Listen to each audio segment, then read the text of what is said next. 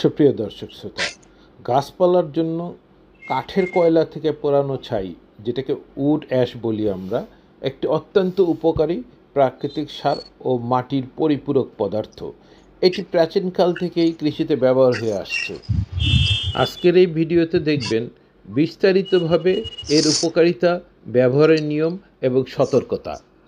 প্রথমে আসুন কিভাবে সে উপকার করছে গাছে। প্রাকৃতিক সার হিসাবে প্রথমেই কাজ করে। এই কাঠের ছাইতে রয়েছে পটাশ, গাছের ফুল ও ফল ধরার জন্য খুবই গুরুত্বপূর্ণ। ক্যালসিয়াম মাটির অম্লতা কমায় ও গাছের কোষ গঠন মজবুত করে। ফসফরাস রয়েছে এতে, শিকড়ের বৃদ্ধি ও ফুল ফল গঠনের সহায়ক। ম্যাগনেসিয়াম, আয়রন, জিঙ্ক, কপার প্রভৃতি অনুপুষ্টি উপাদান থাকে এই ছাইয়ের মাঝে। এই উপাদানগুলো মাটিতে প্রাকৃতিকভাবে যোগ করে গাছকে শক্তিশালী ও রোগ প্রতিরোধী করে তোলে। আরেকটি গুরুত্বপূর্ণ কাজ করে, সেটা মাটির অম্লতা, অ্যাসিডিটি যেটা কমায়। কাঠের ছাই একটি ক্ষারধর্মী পদার্থ যা অতিরিক্ত অম্লীয় অর্থাৎ অ্যাসিডিক মাটিকে ভারসাম্যতা আনে। এতে পিএইচ বৃদ্ধি পায় এবং শিকড় সহজে পুষ্টি শোষণ করতে পারে। বিশেষ করে টমেটো, বাঁধাকপি, ফুলকপি, বেগুন, মরিচ প্রভৃতি ফসল ছাইয়ের প্রভাবে ভালো জন্মে। কীটপতঙ্গ দমনেও এটা কার্যকরী ভূমিকা রাখে। এই যে দেখুন, আমার কলা গাছে এখানে ছত্রাক আক্রমণ করেছে। এই যে পাতাগুলো লক্ষ্য করুন কিভাবে এটার মধ্যে ফাঙ্গাস, ছত্রাক আক্রমণ করেছে। এটাকে দমন করতে হইলে 1 লিটার পানিতে 1 টেবিল চামচ ছাই ভিজিয়ে রাখতে হবে 2 দিন। 2 দিন পরে ছেঁকে নিন। ছেঁকে নিয়ে এই ধরনের স্প্রে মেশিনে দিয়ে তারপরে স্প্রে করে দিন। এভাবে অন্তপক্ষে 7 দিন পর পর স্প্রে করুন। অর্গানিক হওয়াতে এটা ক্ষতি হবে না। 7 দিন পর পর করলেও দেখবেন এই ধরনের পোকা কীটপতঙ্গ দূর হয়ে যাবে। এছাড়াও পোকামাকড় যেমন শামুক, শুঁয়োপোকা, পিঁপড়া ইত্যাদি দূরে থাকবে। এটি প্রাকৃতিক কীটনাশক হিসেবে কাজ করে, রাসায়নিক বিষ ছাড়াই গাছকে রক্ষা করে। ছাই মাটির আর্দ্রতা নিয়ন্ত্রণে সাহায্য করে এবং ছত্রাক বা গাছের গোড়ায় পচন প্রতিরোধ করে। এটি বিশেষভাবে শাকসবজি ও ফুল গাছের জন্য কার্যকর। জৈব সার বা কম্পোস্টের মান বৃদ্ধি করে। ছাই কম্পোস্টে মিশিয়ে দিলে জৈব সার আরও কার্যকরী হয়। এটি জৈব উপাদানের পচন প্রক্রিয়াকে ত্বরান্বিত করে এবং সারকে পুষ্টিকর করে তোলে। গাছের গোড়ায় অল্প করে ছিটিয়ে দিন। প্রতি গাছে 1-2 মুঠি যথেষ্ট। 1 লিটার পানিতে 1 টেবিল চামচ মিশিয়ে যেভাবে স্প্রে করলেন পোকা নিধনের জন্য, সেভাবে গাছের গোড়ায় দেওয়া যেতে পারে। এতে গাছের গোড়া পোকামুক্ত থাকবে। এবার আসুন কম্পোস্টে কীভাবে মেশাবেন। প্রতি 10 কেজি কম্পোস্টে 200 থেকে 250 গ্রাম ছাই মিশিয়ে নিন।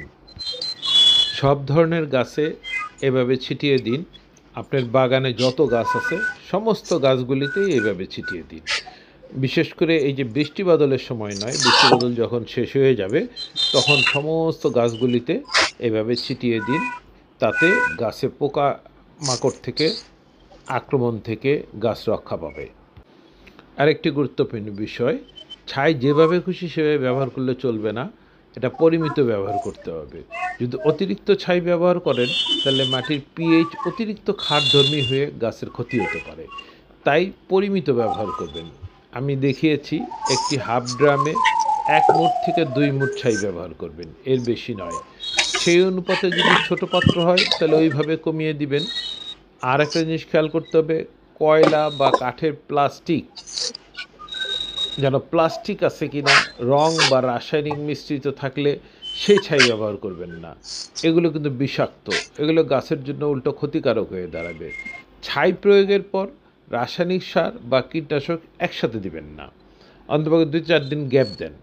একসঙ্গে প্রয়োগ করলে গাছের ক্ষতি হতে পারে।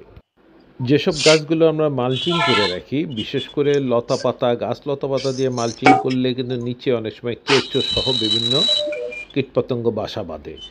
এই ছাইটা দিলে তখন তারা দূরীভূত হয়ে যাবে, তারা সরে যাবে। দেখেন ছাইয়ের কতগুলি উপকার। একটা সে কীটনাশকের কাজ করতেছে, আবার সে সারেরও কাজ করতেছে। আমার মনে হয় অর্গানিক কোনো দ্রব্য এত উপকার করে গাছের জন্য এমনটি দেখতে পাওয়া যাবে না। এটি সহজলভ্য হয়, আমরা সহজেই পেতে পারি। যেমন আমরা নিজেরাও ছাই তৈরি করে নিতে পারি। এই যে আমাদের ছাদ বাগানে বা বাগানে যেখানেই হোক, মাঠ বাগানে যদি গাছপালাগুলো মরে যায় যেগুলো, সেগুলোকে পুড়িয়েও আমরা ছাই বানাতে পারি। সুতরাং এটা সহজেই পাওয়া যাচ্ছে, আর সহজে পাওয়া যাচ্ছে বিধায় আমাদের ব্যবহার করতে কোনো অতিরিক্ত অর্থ খরচ করতে হয় না। তাই ছাইয়ের ব্যবহার বৃদ্ধি করুন। পরিশেষে বলা যায়, এই কাঠকয়লা থেকে পোড়ানো ছাই একটি প্রাকৃতিক, সাশ্রয়ী ও পরিবেশ বান্ধব সার, যা মাটিকে উর্বর, গাছকে স্বাস্থ্যবান এবং ফলনকে উন্নত করে। তা এতক্ষণ যারা আমার সঙ্গে ভিডিওতে ছিলেন তাদের নিকট কৃতজ্ঞতা প্রকাশ করছি।